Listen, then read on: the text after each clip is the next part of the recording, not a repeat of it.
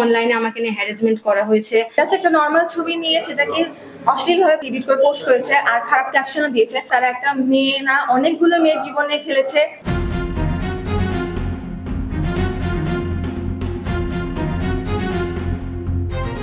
Target উঠতি বয়সী মেয়েরা, বিশেষ করে যারা সোশ্যাল মিডিয়া প্ল্যাটফর্ম অর্থাৎ ইউটিউব কিংবা ফেসবুকে পরিচিত। তাদের ছবি ডাউনলোডের পর সূক্ষ্মভাবে এডিট করে অশ্লীল বানিয়ে ফেক পেজে আপলোড করা হয়। পরে সংশ্লিষ্টদের কাছে চাওয়া হয় টাকা না দিলে বুস্ট করে ছড়িয়ে দেওয়ার হুমকি দেয়া হয়। Exposure and confession centre Pabna, ECCP, the boss, the roast house, Satyakathan, পাবনার অজানা তথ্য সহ হরেক রকম নামে ফেসবুক পেজ খুলে এ আপত্তিকর ছবি আপলোড করা হয়। আর এতে অনেকে সামাজিকভাবে অপদস্থ হন, কেউ লোকলজ্জার ভয়ে বেছে নেন আত্মহত্যা। কিছুদিন আগে আমার ফেসবুক অ্যাকাউন্ট থেকে আমার 2টা ছবি নিয়ে একটা পেজে বাজে ক্যাপশন দিয়ে আপলোড দেওয়া হয়। এ কারণে আমার পরিবার আমাকে নিয়ে দুশ্চিন্তায় পড়ে গিয়েছে।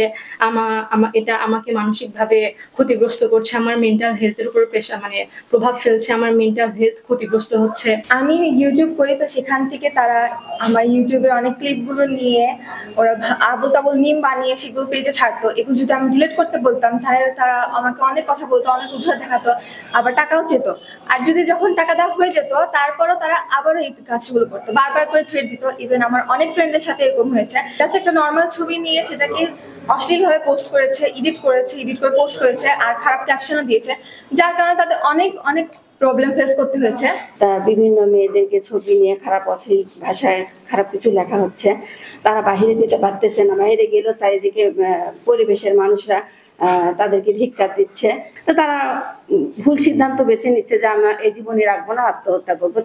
এই বিষয়ে অভিযোগ পেয়ে অভিযানে নামে আইন শৃঙ্খলা বাহিনীর সদস্যরা। পরে পাবনার সদর উপজেলার নাজিরপুর গ্রামের রঙ্গন, বিলবাদুরিয়া এলাকার শাহরিয়ার কবির আকাশ, পাবনা পৌর এলাকার রাধানগরের ইমন ও শালগড়িয়া এলাকার তন্ময়কে গ্রেফতার করে পুলিশ। পাবলিক আমাদের কাছে ইনফরমেশন দিত, পোস্ট করতে বলতো, আমরা করতাম। কেউ সাইবার বুলিং এর শিকার হলে টাকা লেনদেন না করে থানায় অবগত করার পরামর্শ দিচ্ছে পুলিশ। এডিট করা অবস্থায় ছবিগুলো রয়েছে এবং তাদের যে কমিউনিকেশন, মেসেজ আদান প্রদান, সেগুলো দেখেও বোঝা যায় যে তারা এই ধরনের মানুষকে একটা বিপদগ্রস্ত করে তাদের কাছ থেকে টাকা নিচ্ছিল এবং আরও কিছু টাকা নেওয়ার প্রক্রিয়াধীন আছে। তো সেই প্রেক্ষিতে আমরা তাদেরকে গ্রেফতার করি এবং ইতিমধ্যেই আমাদের এখানে পর্নোগ্রাফি আইনে মামলা রুজু হয়েছে। আমরা আরো যারা এর সাথে সম্পৃক্ত তাদেরকেও আমরা খুঁজছি, তাদেরকেও আমরা আইনের আওতায় আনব।